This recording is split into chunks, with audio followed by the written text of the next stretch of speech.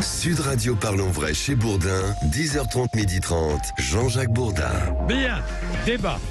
Notre débat traditionnel tous les jours entre 11h et midi. Est-ce que la France décline? La question que je pose, nous sommes un grand pays, disait Emmanuel Macron en début de semaine. Le sommes-nous? Sommes-nous toujours un grand pays? La France décline, j'entends ça partout, ça et là. Triste refrain ou réalité, le rayonnement de la France dans de nombreux domaines n'est-il pas enviable? Le déclin, est-ce une obsession française? Pour en parler, trois invités. Laetitia Stroche-Bonnard, bonjour. Bonjour. Merci, auteur de La France, ce pays que l'on croyait connaître, aux éditions des Presses de la Cité, rédactrice en chef à l'Express. Avec nous, Franz-Olivier Gisbert, auteur de La Belle Époque, vient de sortir. Il marche fort, votre livre, aux éditions Gallimard. Merci, et François Gérolf, qui est économiste à l'OFCE. Bonjour. Merci d'être avec nous. Vous allez pondérer ce débat, je sens, entre nos deux interlocuteurs. Oui, mais je le sens, l'Express, Le Point, enfin, des autres. Oui, je pense, ça part mal parce que j'adore. Je la lis depuis longtemps. Laetitia est une. Je la connais pas. On s'est croisés une fois. Oui. J'adore ce qu'elle fait. Eh bien, nous allons voir si vous adorez tout ce qu'elle dit. Vous adorez ce qu'elle fait. Je crois que je vais adorer tout ce qu'elle dit. Bon, on va voir. Alors, le déclin. Si vous attendez vraiment un match de catch, vous l'aurez pas. Non, je veux pas de match de catch. Je veux qu'on aille au fond des choses et de la réflexion. Est-ce que le déclin est une obsession française? Dites-moi, vous l'avez écrit, Laetitia Stroche-Bonnard. C'est une obsession française? Oui, c'est une obsession française et je pense que si on compare la France à d'autres pays qui vont aussi bien ou aussi mal, la France s'interroge plus sur son déclin. Alors, il y a de bons côtés à cela, c'est que c'est normal de vouloir être une puissance, je ne sais pas, mais au moins avoir un certain rang, un certain niveau de prospérité, aussi d'harmonie. Enfin, il y a plein de choses qu'on peut mettre dans dans la notion d'un pays qui va bien. Cependant, je pense que cette obsession est assez délétère pour plusieurs raisons. La première, c'est que ce qui me gêne dans le commentaire général sur le déclin, c'est qu'on dit rarement de quoi on parle. Oui. C'est-à-dire que, est-ce qu'on parle d'un déclin relatif ? Est-ce qu'on parle d'un déclin absolu ? Est-ce qu'on parle d'un déclin dans certains domaines ou est-ce qu'on parle d'un déclin général? Et on entend plutôt la petite musique d'un déclin général. Moi, j'aimerais bien plutôt entendre, voilà, dans tel domaine on fait mieux, dans tel domaine on fait aussi bien, dans tel domaine on fait beaucoup moins bien. On va prendre un exemple. Tout ce qui concerne l'éducation, aujourd'hui en France, je pense qu'on est à peu près tous d'accord pour constater qu'il y a une chute au niveau de la France. Et j'irai même plus loin. Je pense qu'il y a une baisse d'intérêt pour le savoir et la connaissance et la science. Enfin, toutes ces choses qui sont très importantes et qui dépendent aussi de l'éducation. Après, il y a d'autres domaines. Est-ce qu'économiquement, on est si mauvais ? Il y a des domaines où on est plus mauvais qu'avant. Mais il y a des domaines où aussi on est très bon. On exporte dans le monde entier, alors vous le savez tous, des produits de luxe. Oui. On a beaucoup de tourisme. Et comme le disait Michel Houellebecq dans l'entretien qu'il a fait avec Michel Onfray dans Front Populaire, on est très bon en effets spéciaux apparemment. Oui, mais enfin c'est un suicide, Houellebecq. Si je lis Houellebecq, j'ai envie de me suicider, je vous le dis tout de suite. Je veux plus en France. C'est terriblement pessimiste. C'est drôle. Oui, c'est drôle. C'est un grand écrivain. Oui, bien sûr, c'est un grand écrivain français. Oui, c'est un grand écrivain. Bien sûr. Ouais. Moi, je sais pas si c'est plus grand. C'est l'une des figures donc de notre 21e siècle. Oui, mais c'est un immense ricanement et puis il appuie là où il met les doigts là où ça fait mal. Oui. Bon, maintenant, moi, je voudrais répondre. Répondez. Moi, je voudrais Attends. J'adore ces articles, mais là, je suis pas du tout d'accord. Alors pourquoi Pourquoi j'adore ces articles? Parce qu'elle a mauvais esprit. Oui. Bon, là, elle a pris évidemment le contre-pied. Oui. Le contre-pied sur il n'y a pas de déclin. Enfin, apparemment, elle sort pas, ou je sais pas ce qu'elle lit. Elle va lire des revues internationales, etc. Il y a un déclin. Non. Si vous voulez, moi, c'est très simple. Vous savez, quand j'ai commencé cette série de livres là sur l'histoire intime de la Ve République, je sais que tout de suite, quand on m'a dit, c'était l'éditeur Rana Lévy, je m'en souviens comme si c'était hier, il m'a dit vous avez connu tout, vous les avez tous connus, vous allez faire ça, voilà, comment vous allez faire, des va-et-vient entre le passé, etc. Et je disais, mais au fond, il y a une question à laquelle j'ai envie de répondre, c'est la seule question: comment on en est arrivé là? Et c'est ça le sujet, au fond. C'est que on est sur un toboggan, déjà depuis quelques décennies. Et attendez, ça continue à tomber. Et c'est ça le problème. Non, mais vous affirmez. Vous ne posez pas la question, vous affirmez. Dans quel domaine ? D'abord, attendez, alors on va répondre franchement. Il y a un déclin global de l'Occident, mais ça c'est normal. On peut rien faire. Il y a, je sais pas, mais renseignez-vous. Allez de l'autre côté de la Terre, allez voir sur l'autre hémisphère, vous allez voir l'Inde, la Chine, l'Indonésie, et regardez la croissance de ces pays. Nous, on a une petite croissance à 1%. De toute façon, avec tous nos déficits, notre endettement qui va durer, vous savez très bien qu'on aura toujours des. Il y a d'autres pays qui sont plus endettés que nous. Non. Mais ça, c'est des conneries, mais il faut arrêter ça. Le Japon, mais non, mais vous recommencez comme ça. Puis alors, vous allez dire l'Italie, mais l'Italie et le Japon. Je vous dis pas l'Italie. Non, l'Italie est beaucoup plus endetté que nous. Le Japon possède sa dette. Vous parlez comme tous les économistes atterrés et atterrants et tarés. Ah bon, voilà. Non, excusez-moi. J'ai beaucoup d'estime pour vous, mais là, excusez-moi, il faut quand même. Non, il faut remettre les choses en place. C'est-à-dire que vous avez les taux d'endettement très importants, effectivement, au Japon et en Italie, mais vous savez très bien qu'en Italie, comme au Japon, la dette, ce sont les Italiens ou les Japonais. C'est ce que je vous dis. Nous, c'est l'étranger. Et alors, vous avez des gens qui vous disent, ou des grands démagogues qui vous disent, mais c'est pas grave, on va l'effacer la dette. Et vous savez très bien que quand. Non, mais attendez, les créanciers français, c'est la Chine, c'est pas les Français. Les créanciers de la dette française, elle appartient à la Chine, au Qatar, mais est-ce etc. parce qu'un pays est très endetté qu'il est en déclin? C'est un débat. Alors tiens, mais je me tourne. Ah si, puisque vous mettez le débat sur la dette. Non, mais je me tourne vers notre troisième, qui est économiste à l'OFCE. Il a une réponse. Ah oui, mais sérieux, bien François sûr. Gérolf. Je sais pas si je suis un économiste atterré, du coup, mais c'est vrai que sur la dette, je pense qu'on en parle beaucoup, on en parle même énormément, tout le temps. Je sais pas si c'est le problème numéro 1 de la France actuellement. Non, mais on en parle. C'est pas un signe de déclin. Non, mais il y a l'industrialisation, c'est très important. Voilà, mais donc c'est plutôt la dette. Voilà, donc c'est plutôt la dette extérieure finalement que vous. Les 140 milliards de déficit du commerce extérieur aujourd'hui, et tout le monde s'en fout. Mais ça m'inquiète. Non, et Jean-Jacques il va dire, mais non, c'est pas grave. Non, je dis pas tout ça. Non, quand même 140 milliards de déficit du commerce extérieur en rythme annuel en ce moment. La bonne nouvelle, c'est qu'on commence à parler de désindustrialisation. On parle plus de réindustrialisation. Je suis d'accord. Ça fait 40 ans. Vous savez, c'est quelque chose qui, chez les économistes notamment, on a cru pendant des années que la désindustrialisation de la France n'était pas tant un problème que ça. Et je pense qu'effectivement, on est en train de se rendre compte qu'on a eu tort. Donc ça, c'est quand même la bonne nouvelle. Oui. C'est qu'on donc on est lucide. On devient lucide, on va dire. Donc ça, je pense que je suis assez d'accord avec ça.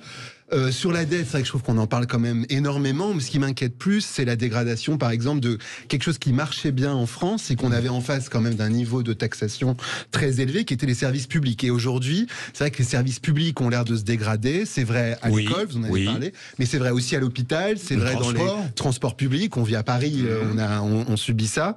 Donc effectivement, il y a un problème si nos points forts ne sont plus vraiment nos points forts, mais deviennent nos points faibles. Si je comprends bien, si j'ai bien écouté Laetitia Stroche-Bonnard, il y a des secteurs effectivement où ça va moins bien, on parle des services publics qui se dégradent, et il y en a d'autres où ça va toujours très bien. Moi je voudrais donner quelques chiffres, Le FMI, la France, 7e puissance économique du monde, alors que nous ne représentons qu'1% de la population mondiale, je le rappelle. L'OMC, 6e puissance commerciale. Oui. Nous avons le 6e budget militaire du monde. 6e économie du G20 à polluer le moins. 7e pays de l'OCDE où les femmes ont le plus de chances d'accéder à des postes à responsabilité. Non mais quoi ? Mais c'est très bien, mais justement, mais je m'en réjouis. Et je voulais... Ce sont des réalités. Ce sont des réalités avec lesquelles on est d'accord. Et là, voilà, François a tout à fait raison. Ce qui est important, c'est la dynamique.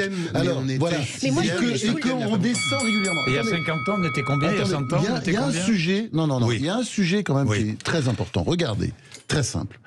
En 1975, sur le plan du niveau de vie, nous étions numéro 5. Aujourd'hui, nous sommes 26e. Et dans 2 ans, dans 3 ans, on sera 27e, 29e, 30e, etc. C'est-à-dire, il y a une forme de dégringolade. Dans un Occident qui lui-même est en difficulté. Parce que, n'oubliez jamais ce qui se passe de l'autre côté, sur l'autre hémisphère. Ça, on est d'accord. N'oubliez pas. Et c'est là que ça se passe. C'est pas ici que ça se passe. Et nous, si vous voulez, moi je suis même pas décliniste. Je suis pas décliniste parce que je pense que les déclinistes sont ceux qui ne veulent pas voir. Est-ce que les déclinistes sont patriotes? Vous alignez. Je poserai une autre question. D'accord, mais moi je suis très patriote d'abord, et je refuse d'être traité de décliniste, parce que je pense que, et François l'a dit très justement, c'est-à-dire que dès qu'on voit qu'un sujet commence à être traité et inquiète, la désindustrialisation, excusez-moi, vous en parliez il y a 5 ans, vous passiez pour un fou. Or, elle a commencé à la fin du deuxième choc pétrolier, puis avec l'arrivée de la gauche en 1980, surtout, c'est là que la désindustrialisation s'accélère.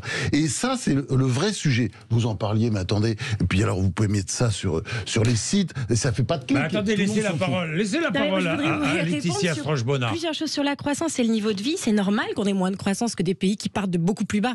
C'est statistique. La Chine a une croissance exceptionnelle et d'ailleurs elle baisse parce qu'ils partent de très bas. C'est normal que nous soyons à 1 ou 2% de croissance. Certes, on pourrait faire du 3 ou 4, mais on n'aura jamais du 8 ou du 10. Mais bien sûr, alors je suis totalement d'accord sur ce que vous dites sur la dette. Moi, je suis complètement d'accord avec vous sur la dette. Sur le niveau de vie aussi, c'est très relatif. On a un niveau de vie exceptionnel déjà. On peut pas.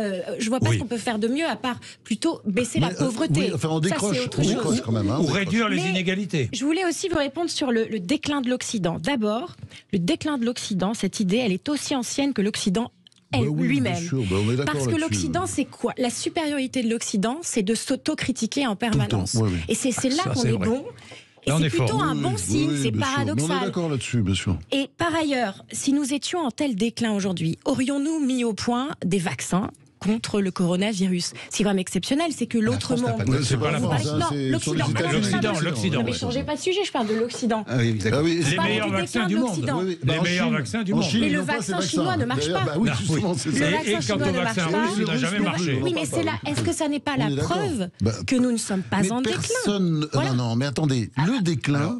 Face à un danger, nous ne sommes pas en déclin. Le déclin, je suis désolé, on a parlé tout à l'heure d'un vrai sujet qu'est la désindustrialisation, que l'on peut vérifier maintenant sur le commerce extérieur de la France, qui est quand même dans un état critique, parce que évidemment on peut donner toute cette liste de bonnes nouvelles, il y a toujours des bonnes nouvelles, mais je pense que ces sujets-là, quand ils se posent, on doit les traiter, c'est-à-dire 140 milliards de déficit du commerce extérieur. Mais là tout le monde est d'accord. C'est horrible. Je vais orienter. Oui, il faut que j'observe une petite page de pub. Vous savez, je vous arrête tous les quarts d'heure. C'est comme ça. Mais moi, je me pose, est-ce que le déclin, il y a le déclin économique ou pas? Déclin économique pas, le déclin culturel ou pas, le déclin, enfin plusieurs formes d'éventuels déclins. Moi je ne crois pas trop au déclin, je vous le dis tout de suite, et je pense que les déclinistes ne sont pas des patriotes. Vous regardez pas la presse économique. Jamais. Parce que les déclinistes ne sont pas des patriotes pour moi. Un patriote croit en la France. Et moi, j'y crois. Les déclinistes sont ceux qui refusent de voir les problèmes. Moi, je pense que le déni français, expliquant que tout va bien. Alors, non, il faut traiter les problèmes. Il faut traiter les problèmes. Il n'y aura pas de déclin, parce que le déclin, évidemment, on est en déclin. Le déclin de l'Occident, c'était ce grand livre de Spengler, ce philosophe historien allemand, au début du XXe siècle. Ça fait longtemps qu'on annonce la fin de l'Occident. Mais là, c'est pas parce qu'on annonce la fin de l'Occident qu'il va mourir. Moi, je ne crois pas ça. Je crois, et d'ailleurs, si m'emporte un peu, c'est parce que je pense qu'on peut y arriver et qu'il y a tellement d'énergie dans ce pays, tout peut se retourner. C'est formidable. Et qu'à force de dire que tout va bien, quand on a les déficits du commerce extérieur qu'on a, la désindustrialisation, le niveau de l'école, etc., tout va bien. Mais on peut être opposé au déclinisme et penser qu'il y a beaucoup de choses à améliorer. Pardon, mais il faut renverser. C'est pas le déclinisme, on s'en fout du déclinisme. Le problème, c'est de traiter les problèmes les uns après les autres, de ne pas dire il n'y a pas de souci, il n'y a pas de problème. On est d'accord, peut-être qu'on peut ne pas être en accord sur le type de problème et sur les réponses apportées. Là où je suis d'accord avec vous, si je vous ai bien compris, c'est que les déclinistes ne font pas grand-chose. En fait, ils constatent, ils se plaignent. C'est un truc de plainte encore. Mais ils ne font rien concrètement. 11h17, à tout de suite. Sud Radio Parlons Vrai chez Bourdin, 10h30, 12h30, Jean-Jacques Bourdin. Bien, pour nourrir ce débat, je vais lire l'extrait d'un texte écrit récemment. Je lis, ça vous fait rire, sourire. Notre pays n'a plus de politique étrangère. Son industrie est détruite, sa démographie en berne, sa politique de recherche dépourvue d'ambition et son système éducatif en déshérence. Voilà ce que l'on entend à droite, mais aussi à gauche. Or, s'il est vrai que la France a fort à faire dans certains domaines et qu'elle souffre depuis longtemps d'une forme de sclérose politique et sociale, nous nous portons bien mieux que nombre de nos voisins et restons politiquement, culturellement et économiquement un grand pays. L'histoire de France n'est ni une marche vers le meilleur des mondes possible, ni une chute dans l'abîme. C'est une alternance de périodes grandioses et terribles. Qui est-ce qui a pu écrire ça ? Un politicard, c'est un politicard. Macron non, c'est Macron qui a pu écrire ça. Non, je sais pas, ou qu'est-ce qui a pu dire ça. Qui est-ce qui a pu écrire ça dans un journal ? De toute façon, moi, je suis pas en désaccord total. C'est-à-dire que vous êtes en accord ou pas ? Non, c'est-à-dire que vous savez, il y a quelque chose qui résume bien l'histoire de France. C'est comme disait De Gaulle, la France n'arrête pas de mourir. C'est moi qui aurais écrit ça ? Non, vous savez qui a écrit ça ? C'est Laetitia qui a écrit ça. Strange Bonnard. Mais oui. Mais c'est pas con. Mais c'est pas con. Bon, d'accord. Ça ne me choque pas. Non, parce que vous nous regardez comme si. Non, parce que le problème, c'est que la France, elle n'arrête pas de mourir et de ressusciter. De Gaulle disait toujours. On l'a refait tout le temps, mais la France, attendez, les guerres de religion. On n'a jamais. Je reprends encore, Laetitia, les guerres de religion, la Ligue, la Fronde, la guerre des farines, le long 19e siècle, la Seconde Guerre mondiale, nous rappelle que le peuple français a traversé des périodes de tensions internes inimaginables. Mais tous les pays. Mais à chaque fois, la France est relevée. Tous les pays. Mais c'est la preuve que l'histoire n'est pas linéaire, elle est cyclique. Oui, mais et je pense qu'aujourd'hui, nous gardons cette idée que un pays, quand il a été puissant, à une certaine époque, doit le rester pour toujours. Et ça, c'est assez prétentieux d'ailleurs. Non, c'est pas le sujet. Le sujet, c'est le déni. C'est-à-dire de dire, quand vous dites qu'un problème est important, vous savez très bien, et c'est là-dessus qu'on se retrouvera d'ailleurs. Quand on dit qu'un problème est important, on vous dit non, il n'y a pas de problème, c'est zéro. Ah oui, par exemple, vous parlez de la chute de l'éducation, c'est quelque chose qui a été nié par nos élites politiques, par tout le monde. C'est vrai. Pendant 20 ans ou 30 ans, il y avait les études de PISA, qui était l'organisme de l'OCDE, qui faisait des études monstrueuses. On voyait très bien qu'on chutait et tout le monde disait, mais non, il n'y a pas de problème. Que ce soit les ministres, l'opposition, tout le monde, les syndicats, tout va bien, parce madame la marquise. Et c'est ça qui ne va pas. On a peut-être une faiblesse en France qui est c'est ce culte de l'égalité. Non ? Enfin, je ne sais pas ce que vous en pensez. C'est autre chose. Non, c'est pas autre chose. Le sujet, je crois qu'on s'aveugle. On s'aveugle toujours. On ne veut pas avoir les problèmes, on ne veut pas les régler. On les reporte et on reporte la patate chaude éternellement. Parfois, on ne veut pas voir que certaines choses sont au-delà de nos capacités de changement. Je vais prendre un exemple qui est la politique étrangère. Nous sommes une grande puissance moyenne aujourd'hui, et une très grande puissance, une puissance moyenne. D'abord, nous sommes une grande puissance parce que nous avons l'arme atomique. Une moyenne puissance avec des moyens, avec certains moyens, une grande puissance. Voilà. Certes, certains s'en lamentent, mais franchement, est-ce que c'est vraiment dramatique ? Si on se compare aux autres, on est quand même bien au-dessus de certains pays qui ont notre taille, notre population, notre économie. On garde une force en politique étrangère qui est supérieure à bien d'autres. Donc là, on ne voit pas le positif, on ne voit que le négatif. Et on se lamente. Par ailleurs, le regard historique, il ne permet pas seulement de dire, voilà, regardez toutes les horreurs qu'on a traversées. Il permet de peut-être regarder un peu différemment le passé. Quand on parle, par exemple, de l'époque de Louis XIV, que certains considèrent comme une époque extraordinaire où la France dominait l'Europe. Mais la France dominait l'Europe en faisant la guerre en permanence. Des guerres idiotes. Et en appauvrissant sa population, en la taxant et en emmenant les gens faire la guerre. Napoléon, c'était pas terrible non plus. Napoléon, c'était une boucherie aussi. Donc, quand j'entends certains faire l'éloge de ces périodes, on n'a pas de nostalgie de ces époques-là. Non, mais certains l'ont, cette nostalgie. Non, mais c'est pas ça le souci, parce que vous parlez, il n'y a pas de déclinistes ici. Donc on peut pas en parler. Bon, ça va, quand je dis, on est rassuré. Oui, parce que le déclin. Je le répète, mais non, il faut bien savoir, c'est le déni. Déclassement. Dites-moi, vous préférez le mot déclassement ? Mais oui, c'est normal, mais ça, il faut lutter contre ça, il faut dire où sont les problèmes. Si vous voulez, moi, ce qui me choque énormément, c'est que vous parlez de sujets et tout le monde s'en fout. Je vais vous dire un truc très simple. Par exemple, c'est dans le premier tome de mon histoire intime, j'ai parlé d'un truc qui m'a énormément frappé en tant que Normand, enfin j'ai été élevé en Normandie, c'est la pomme. La pomme, nous sommes pratiquement maintenant, on est déjà importateurs de fruits et légumes, globalement, et maintenant nous sommes en phase, pratiquement, nous allons bientôt importer des pommes. normes. Non, mais c'est un truc de fou. Mais comment on en est arrivé là? Évidemment, il y a le problème de comment les cueillir, mais ça, c'est des problèmes qu'on règle. Et on a l'impression qu'il n'y a personne aux manettes pour régler les problèmes. Alors, il y a l'autre qui nous dit on fait le Startup Nation, enfin, qui est un truc... Oui, comment les cueillir? Mais qui va les cueillir, hein, pardon, hein. Mais non, mais qui va les cueillir? On les règle, les problèmes. Les Espagnols, c'est comme ça qu'ils sont en train de nous avoir. Les Polonais également. Non, mais on a des politiques ailleurs qui règlent les problèmes. On les identifie, on les règle. Là, c'est là-dessus que je reconnais une certaine nostalgie. Alors, je pense que François sera d'accord avec moi, pour le général de Gaulle. C'est-à-dire qu'il y a une époque où on réglait les problèmes. Il y a une problème. Je l'attendais. En France, on revient toujours au général de Gaulle. Parce que il réglait les problèmes. Il y avait des gens qui étaient chargés de régler les problèmes. On déléguait. Pas comme aujourd'hui, c'est pas le président qui faisait tout. On était plus pragmatique. Bien sûr, totalement. Moi, je suis effaré par le débat autour. Je suis effaré par ce débat dans le cadre du projet de loi Asile et Migration autour des métiers en tension et de la régularisation de certains salariés qui travaillent. Et tiens, vous me parliez des pommes. Pour aller ramasser des pommes, à qui fait-on appel? Et notamment, je connais moins la pomme, mais la mandarine, par exemple, en Corse, vous savez, on fait venir des charters entiers de travailleurs qui viennent du Maroc ou d'ailleurs. En Espagne, oui, mais ils sont contents, ils reviennent, ils repartent avec de l'argent, c'est très bien. Mais non, mais c'est pas un mauvais système.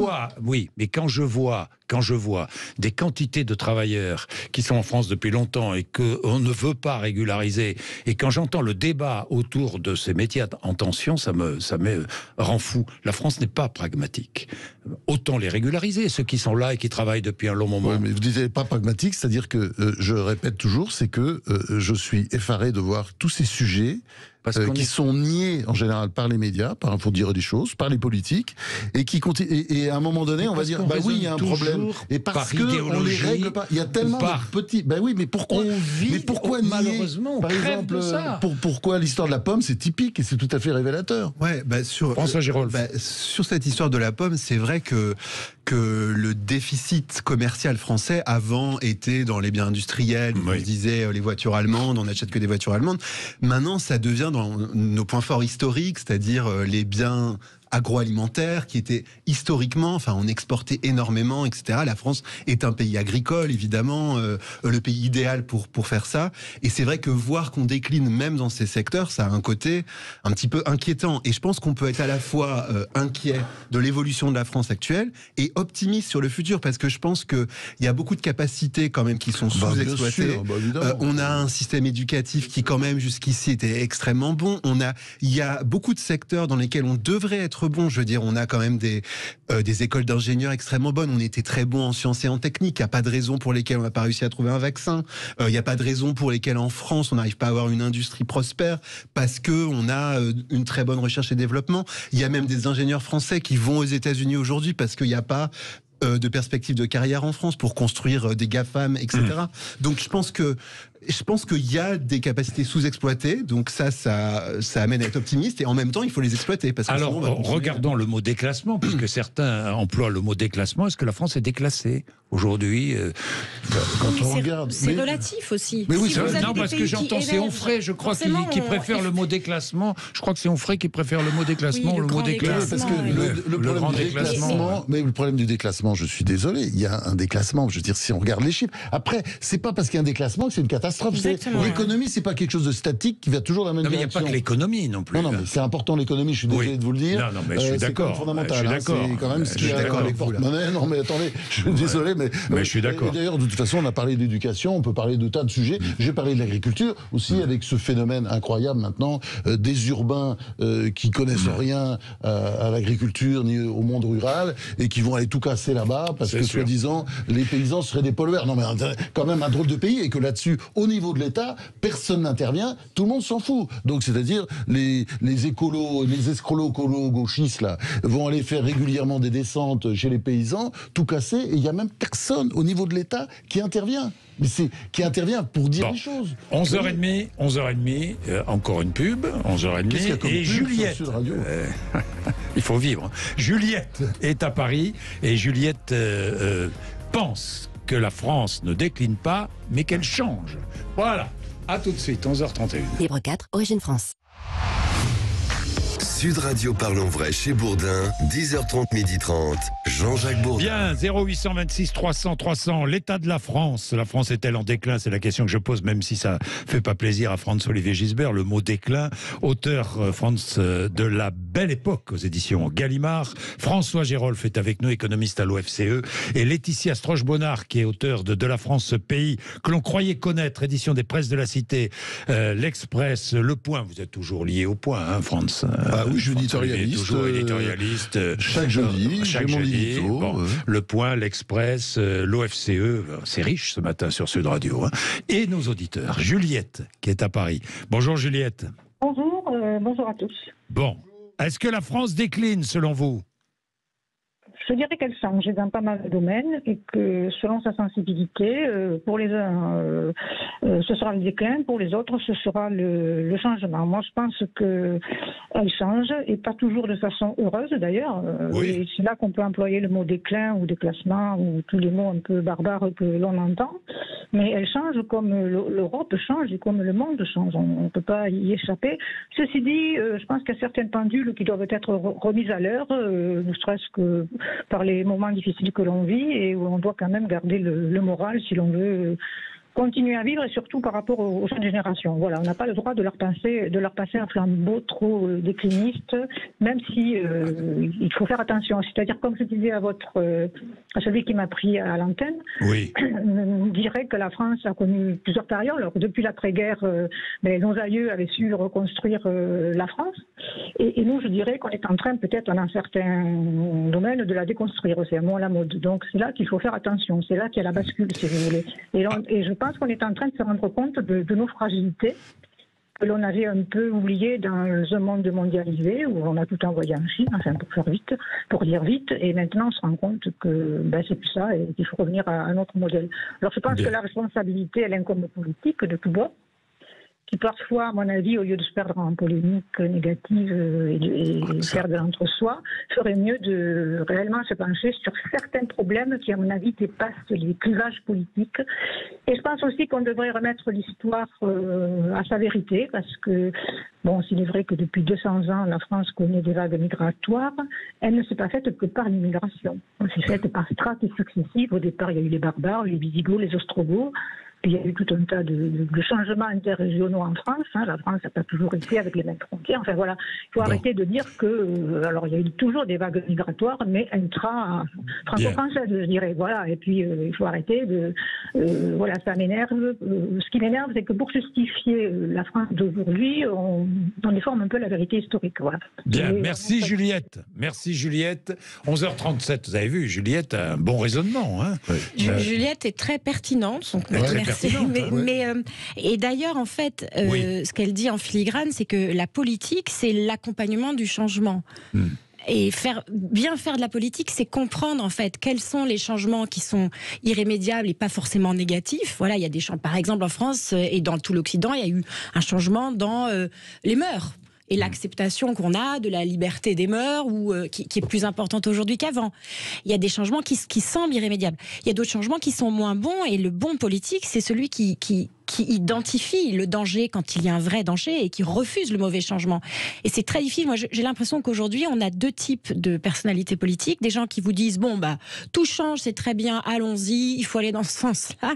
Et d'autres qui vous disent, on ne va rien changer du tout et il faut même revenir en arrière. Je pense qu'il faut trouver un juste milieu. Mais on sera tous d'accord, là, non? Oui, François Gérolf. Non, je suis d'autant plus d'accord. Je trouve qu'il y a vraiment deux discours opposés sur le déclinisme, et des gens sont déclinistes pour des raisons opposées. Il y a des gens qui pensent que ça va pas assez vite, que la France est en retard sur le marché du monde, la mondialisation, etc. Et au contraire, il y a des gens plus libéraux en général qui trouvent que ça va pas assez vite et qui du coup sont déclinistes parce qu'ils veulent avoir un discours assez alarmiste pour dire il faut changer encore plus vite. Et donc je pense que sur le déclinisme, il faut voir aussi d'où il vient, parce que c'est pas... et à mon avis, c'est un petit peu... Est-ce que vous ne trouvez pas qu'on vit dans la confusion ? générale, une forme de confusion générale. Non, c'est l'inversion des valeurs. Il y a un gros problème d'inversion des valeurs en France. D'ailleurs, Juliette a abordé un sujet qui va avec le déclinisme, de ce qu'on appelle le déclinisme entre guillemets, parce que je vous rappelle, moi je me sens pas décliniste. Je vous rappelle, pour moi le déclinisme, c'est le déni, c'est-à-dire de nier qu'il y a des problèmes, ce que font la plupart des politiques, je répète, et la plupart des médias. Et un sujet, par exemple, tout à fait intéressant, qui va dans ce sens du déclinisme, c'est l'enseignement de l'histoire en France. C'est quoi l'histoire de France? Il y avait un récit national un peu cucu, alors de mon temps, qui était le Malais-Isaac, le Manuel, vous vous souvenez, dans lequel vous avez appris. Donc c'était un peu, comment dire, la vie des saints, ils étaient tous formidables, etc., y compris Louis XIV, dont Laetitia a justement dit que c'était quand même quelqu'un... Bon, en même temps, c'est une grande époque pour la France, le grand siècle, culturellement, c'est inouï ce qui s'est passé sous Louis XIV. Culturellement. Mais c'est vrai que du point de vue de la France, ces guerres qui ont asséché vraiment littéralement les populations. Bon. Et simplement, aujourd'hui, c'est quoi l'enseignement de l'histoire ? C'est quoi? Qu'est-ce qui reste? Bon, d'abord, on a pas mal abîmé l'enseignement de l'histoire. Et après, on est un pays esclavagiste, colonialiste. D'ailleurs, le président rappelle que la colonisation, c'est le crime, des crimes contre l'humanité. Donc la France a commis beaucoup de crimes contre l'humanité.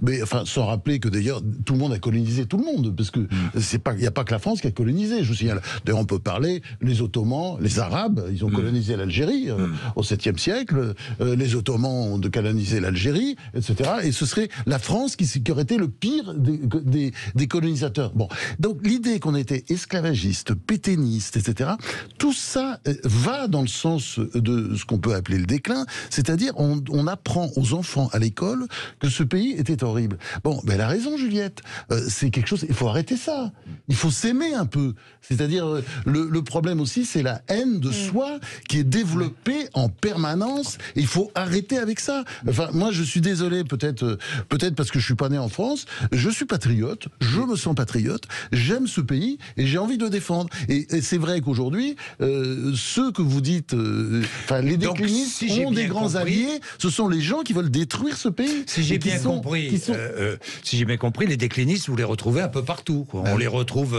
à gauche, on les retrouve à droite. Évidemment.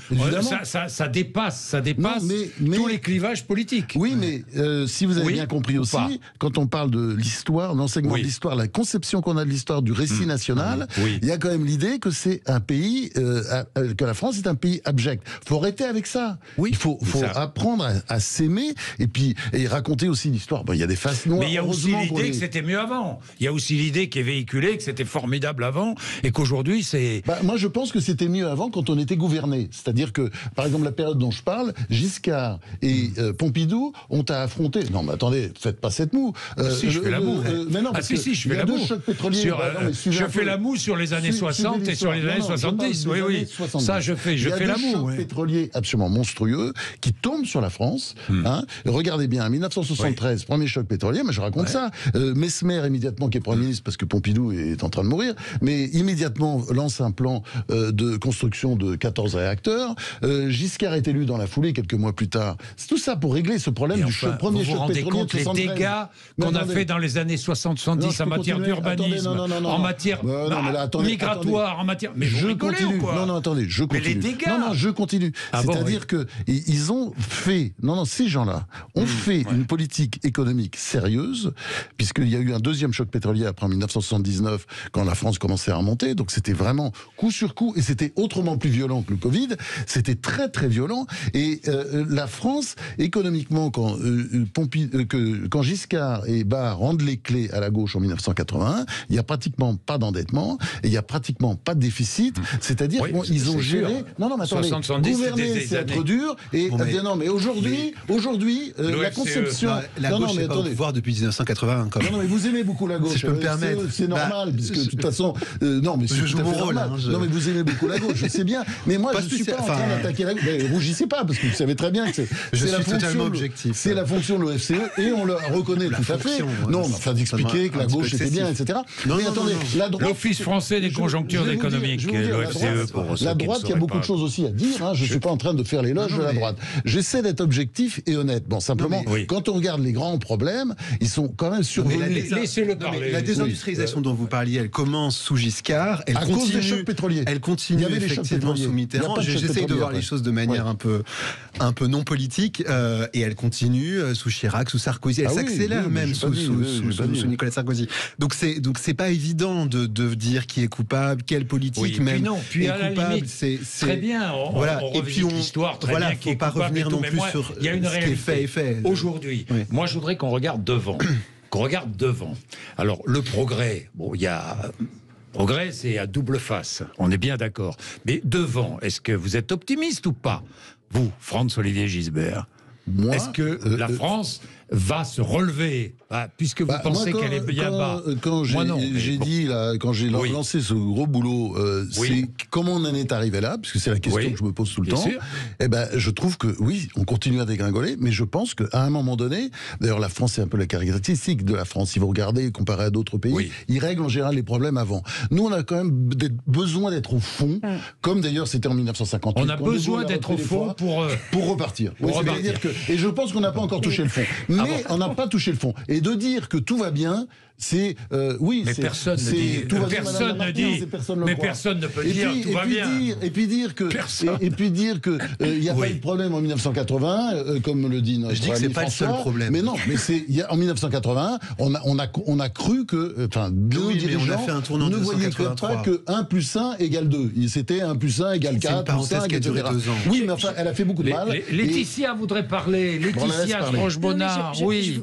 Je voulais dire un mot aussi sur, et je répondrai aussi à votre question, sur la volonté politique et l'action politique. Moi, ce qui me frappe, c'est que quand on parle à des politiques, en off, évidemment, ou à des anciens politiques, ils vous disent toujours c'est trop compliqué, c'est pas possible. On n'y arrive pas. On a de bons programmes. Ils sont dans le déni et ils ne répondent jamais aux questions. Le problème, c'est l'administration. Les hauts fonctionnaires ne nous écoutent pas. Ils ne savent pas répondre. Alors voilà, on entend tout ça. Moi, ce qui me gêne le plus, c'est d'entendre ça de la part de gens qui ont le pouvoir. Non, mais il y a quelque chose qui nous manque, c'est vraiment un peu de politique. Alors, je parle pas de courage, mais de force et de détermination. Moi, il y a un personnage politique que j'aime beaucoup, qui est très détesté en France, mais peu importe, c'est Margaret Thatcher. Quand Margaret Thatcher est arrivée au pouvoir, c'était quand même la catastrophe au Royaume-Uni. Et elle n'a pas bronché, elle n'a jamais scié. Elle a toujours dit, voilà, ça c'est ma politique et je continue et vous allez me suivre. Et je pense qu'on manque non pas d'une personne comme ça, parce que je ne crois pas trop à la personne providentielle. Une forme d'autorité. De plusieurs personnes comme ça, qui sont capables de dire non, je ne me coucherai pas ce soir tant que ça ne sera pas dans les tuyaux, ou cette réforme ne sera pas mise en œuvre. Et je pense aussi qu'on se cache derrière de faux problèmes. Prenez l'éducation. On n'arrête pas de dire que c'est trop compliqué, on ne peut pas réformer, etc. Mais il y a des choses quand même qui ne seraient pas très très compliquées à faire. Regardez par exemple le nombre d'heures que passent nos enfants à l'école. Elle n'a cessé de baisser. Quand vous comparez à la Troisième République, les enfants allaient beaucoup plus longtemps, ils restaient beaucoup plus longtemps à l'école. Alors vous allez avoir des tas d'experts qui vont vous dire « Ah oui mais non, mais le temps passé à l'école, ça ne détermine pas forcément l'apprentissage. » Mais évidemment que si. L'organisation du temps scolaire. Et donc il y a des choses très simples qu'on aurait pu faire depuis longtemps et qu'on n'a pas fait pour plein de raisons. Et ça, moi, c'est le reproche que je ferai à notre élite aujourd'hui, notre élite politique. Manque de volonté politique. Bon, il est 11h47, dernière pause, et puis nous finissons. À tout de suite. Sud Radio Parlons Vrai chez Bourdin, 10h30, 12h30. Sud Radio Parlons Vrai chez Bourdin, 10h30, 12h30. Jean-Jacques Bourdin. Allez, on termine, nous avons 7-8 minutes. Je voulais parler de la politique, puisque regardons l'avenir, pas au sens politicien, parler politique, mais je me mets à la place d'un dirigeant aujourd'hui. Il y a deux façons de gouverner. Soit on gouverne au jour le jour, au quotidien, dans l'immédiat, soit on essaie d'avoir une vision. C'est devenu de plus en plus difficile de gouverner avec une vision aujourd'hui, non ? Je ne sais pas, moi. Franz-Olivier Gisbert. Non, mais il y a des dirigeants qui ont des visions et d'autres pas. Je pense que la gestion aujourd'hui de la Ve République... Mais l'opinion publique a pris le pouvoir, c'est l'opinion... Mais non, mais c'est parce que... Non, oui ou non ? Oui, mais attendez. Macron, il suffit qu'il s'arrête 2 minutes, au lieu de courir partout, et de faire ses trucs entre YouTube, etc., qu'il réfléchisse. Ça doit pouvoir lui arriver, parce qu'il est intelligent. Mais c'est vrai qu'il croit, comme il est très intelligent, qu'il n'a pas besoin de réfléchir. Mais il prend un peu de recul. Et à ce moment-là, il a un vrai Premier ministre pour gouverner. Et puis, lui, il va faire autre chose qui sera présidé. On revient aux institutions de la Ve République. C'était comme ça que ça marchait au départ. Et ça marchait bien. Ça marchait bien. De Gaulle, il prenait son vendredi, il faisait le tour du jardin, il réfléchissait, il revenait avec des idées, il déléguait. Voilà. Et là, on a un système tout à fait différent. C'est le président qui veut tout faire et qui va être à la télé tous les soirs, qui va annoncer toutes les nouvelles, tous les trucs, le moindre petit détail. Voilà, c'est moi qui, c'est moi que. Ça ne marche pas, même dans une PME, ça ne marche pas. Et moi, ce que je dis, d'ailleurs, je raconte dans le premier tome de ma série, dans le sursaut avec De Gaulle qui arrive quand même en 1958, tout est par terre. La France est par terre. C'est pour ça que le discours décliniste, comme si voilà, tout était inéluctable, c'est complètement con. Regardez, 1958, 15% d'inflation, des déficits partout. Mais oui, c'est effrayant. Il y a la guerre d'Algérie en plus. De Gaulle arrive. Et qu'est-ce qu'il fait De Gaulle ? Quand il dit, quand on veut, on peut, et il le fait, et il décide. Alors l'histoire de l'administration, on la force, l'administration, et on lui donne, on entraîne. On entraîne aussi l'opinion. On explique aux Français. Regardez ce qu'a fait Barre. Le Barre, la pédagogie de Barre à la fin des années 70. Imaginons, je ne vais pas défendre Emmanuel Macron, que les choses soient claires, mais peut-être quand même. Allez-y, c'est bien. À chaque fois qu'il prend, à chaque fois qu'il prend une décision, lui ou un autre, le FCE, c'est normal, vous allez le défendre. Une décision mérite contestation aujourd'hui dans ce pays. Entraîne contestation. Bah oui, c'est certain. Mais c'est normal. Toujours. Et sous De Gaulle, il n'y avait pas la contestation. Mais aujourd'hui, il reculait pas. Mais aujourd'hui, l'opinion publique est beaucoup plus forte que sous De Gaulle. Mais bien sûr que si. Vous avez raison. Mais nous avons besoin en face. Les politiques n'ont pas de conviction. Et le en même temps, vous savez très bien, ça veut dire tout, n'importe quoi, on s'en fout, c'est pas grave. Mais vous avez raison sur la manifestation de l'opinion, elle est partout, elle est sur les réseaux sociaux, c'est constant, c'est insupportable. Avant, elle était dans les bistrots, c'est pareil. Oui, pas tout à fait, parce qu'elle se répandait moins vite. Quand on fait de la politique, je pense qu'il faut avoir des qualités un peu particulières, et notamment un certain sens du sacrifice, et aussi une certaine capacité à tenir, et on ne voit que des gens qui ne tiennent pas, sauf exception, face aux réformes difficiles. Alors, je pense que ça tient quand même aussi aux réseaux sociaux. Je ne dis pas ça pour, encore une fois... Après, ça va être les chaînes d'infos. Il n'y a pas que les réseaux sociaux, il y a tout. Oui, les chaînes d'infos, les réseaux sociaux. Il faut arrêter avec ces trucs-là. Mais laissez-moi expliquer. Je ne dis pas ça pour dire comme tout le monde, c'est la faute aux réseaux sociaux. C'est pour dire que concrètement, aujourd'hui, nos personnalités politiques, qui parfois en plus sont un petit peu narcissiques... Elles sont faibles et narcissiques. Ont un narcissisme qui est accru par le réseau social, qui fait qu'ils sont obsédés par les sorties des uns, leurs petits bons mots, les retweets, qu'est-ce qu'on va dire d'eux. Et c'est impossible. Imaginez une entreprise dont tous les dirigeants soient obsédés par leur propre présence médiatique, mais elle ne tournerait pas, elle ne produirait rien. Moi, je pense qu'on aurait besoin d'un président et d'un gouvernement qui ne s'exprime pas beaucoup dans les médias, qui n'ait pas accès aux réseaux sociaux et qui travaille. Mais oui, mais attendez, regardez ce gouvernement, ce sont des zombies, donc c'est pas la faute. Il y a 90% de zombies dans ce gouvernement. Est-ce que c'est pas parce que le pouvoir quand même n'est plus entièrement à l'Élysée, que quand même maintenant on est dans un cadre européen, que par exemple si on veut décider de mesures protectionnistes, ça se fait aux frontières de l'Europe, et donc il faut convaincre nos partenaires européens que c'est la bonne chose à faire. Donc Emmanuel Macron n'est pas tout puissant, n'est pas tout puissant. Servir tout ça, le discours habituel, tout ça c'est la faute à l'Europe. Alors attendez, moi je regarde. J'ai pas dit c'est la faute à l'Europe, j'ai dit il faut convaincre nos partenaires européens. C'est l'Europe qui décide. Je suis pas d'accord, parce que quand on voit les résultats des politiques des uns et des autres, vous avez raison sur la politique commerciale, mais pas sur le reste. Et puis la politique commerciale, elle dépend aussi de ce qu'on a fait. Non, parce que l'industrialisation, la désindustrialisation, je suis absolument désolé, c'est la faute des dirigeants français. L'Europe y est pour rien. Et même la mondialisation y est pour rien. On a des politiques à droite et à gauche qui ont décidé que on va faire du tertiaire, ce sera très bien, allez c'est fini, on passe à autre chose. C'était ridicule. On était beaucoup à le penser à l'époque. Et puis on disait, mais regardez les chiffres, et tout le monde s'en foutait. Aujourd'hui, c'est vrai qu'on commence un peu à réaliser les choses, mais enfin, il est très tard. Et personne n'est encore en charge. C'est-à-dire, il n'y a pas encore quelqu'un, il n'y a pas, par exemple, Macron n'a pas encore nommé quelqu'un en charge de ce dossier pour essayer de le régler avec des solutions. Il n'a pas délégué. Mais c'est difficile comme ça de le faire. Mais De Gaulle, c'est comme ça qu'il a fonctionné. C'est comme ça aussi Laetitia, que Pompidou et Giscard ont continué. Il nous reste 1 minute 10. Laetitia, juste. Mais je voulais conclure en disant less is more, c'est-à-dire moins c'est mieux. Moins de dispersion dans les différents sujets. Une concentration sur les sujets qui importent, une vision de long terme, c'est quand même pas impossible. Donc, sécurité, santé, Alors éducation. peut-être que c'est une question de génération et que c'est la prochaine génération qui va changer ça. Que là, c'est terminé. J'espère. J'espère. Nous sommes optimistes. Et puis, dites-moi, nous sommes optimistes. On est peut-être en déclin ou pas, déclassé ou pas, mais on va peut-être être champion du monde de football. Quoi. Ce sera bien. On aura peut-être la meilleure équipe, meilleure équipe du monde. Donc, pour l'orgueil français, ce sera une euphorie passagère. Le Brésil, le Portugal, oui, c'est vrai. Je plaisante. C'est vrai, mais ce serait génial, oui. Ah bah oui. Merci beaucoup à tous les trois d'être venus nous voir ce matin sur Sud Radio. C'était passionnant. On pleurera de joie. Oui, c'est sûr. 11h56, pleurer, je sais pas, mais joyeux, oui. Ah oui, de joie. 11h56, merci d'être avec nous. On va parler de toute autre chose dans quelques minutes, après midi. Tout simplement, je reviendrai sur l'enquête IFOP qui nous apprend que les enseignants sont de plus en plus nombreux à se censurer pour éviter des incidents sur les questions de religion. À tout de suite. Sud Radio. Sud Radio.